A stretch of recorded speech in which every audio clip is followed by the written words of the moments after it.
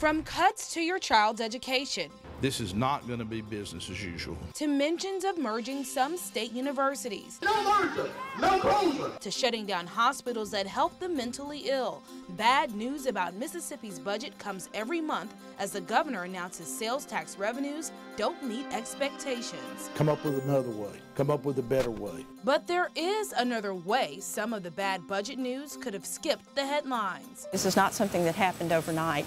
Fox 40 News has found up to $100 million the state could be bringing in every year.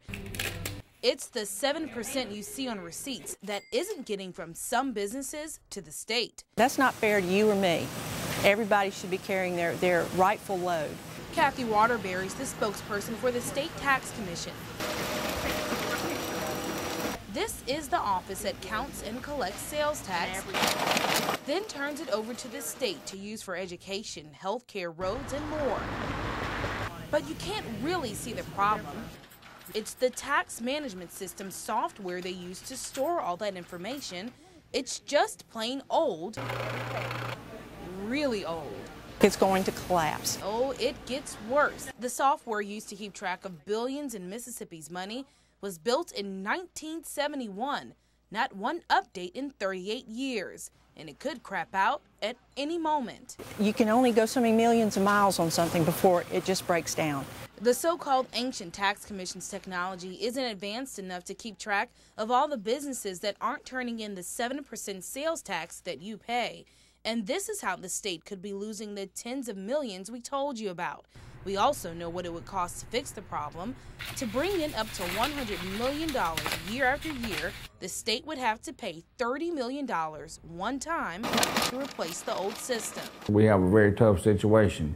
A tough situation now, but state leaders could have allocated the cash to fix it years ago, but they chose not to. Here's what happened. Back in the mid-1990s, the state did try to fix the system, but the company they hired to do it didn't get it done in time. So the state sued and won nearly $200 million.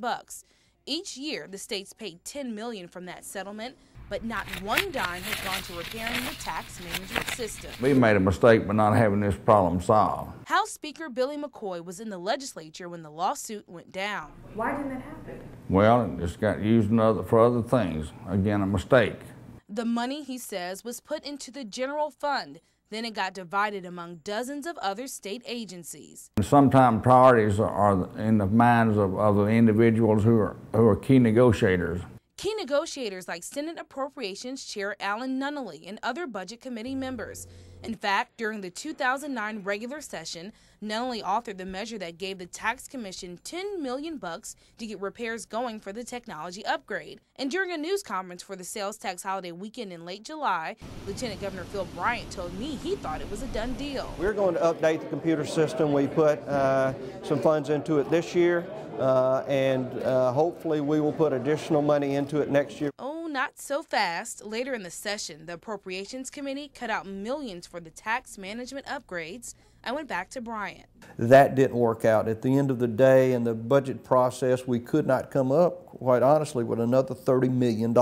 Money he says the state should consider again in January. But $30 million, before I do that, I'm going to make sure that we verify that the system is in critical condition. How much longer do you think that this system could last? It could last a day, it could last a month, it could last 3 more years. I don't know.